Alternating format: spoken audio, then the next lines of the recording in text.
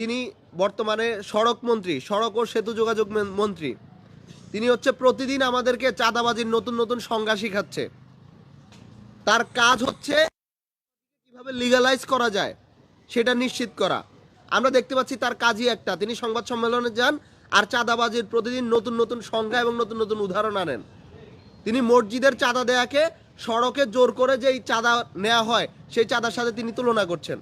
মসজিদে মানুষ চাঁদা দেয় স্বপ্রণোদিত হয়ে, যে আমি এখানে টাকা দিলে আমার সোয়াব হবে, আমি জান্নাতে যাইতে পারবো। কিন্তু তারা যে সড়কে বিভিন্নভাবে বিভিন্ন রশিদের মাধ্যমে যে জোর করে যে চাঁদা নেওয়া হয় পরিবহন শ্রমিকদের কাছ থেকে, সেই চাঁদাবাজিকে লিগালাইজ করার জন্য তারা উঠে পড়ে লেগে, প্রমাণ দেওয়ার জন্য রেফারেন্স হিসেবে আমাদেরকে উন্নত বিশ্বের উদাহরণ দেওয়া লাগে যে অমুক অমুক দেশে আজকে চাঁদাবাজি আছে।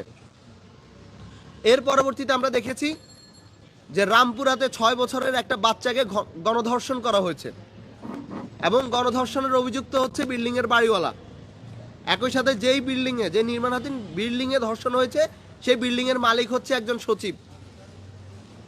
তো সেই সচিবকে এবং বাড়িওয়ালার ভয়ে পুলিশ মামলা নেয় নাই।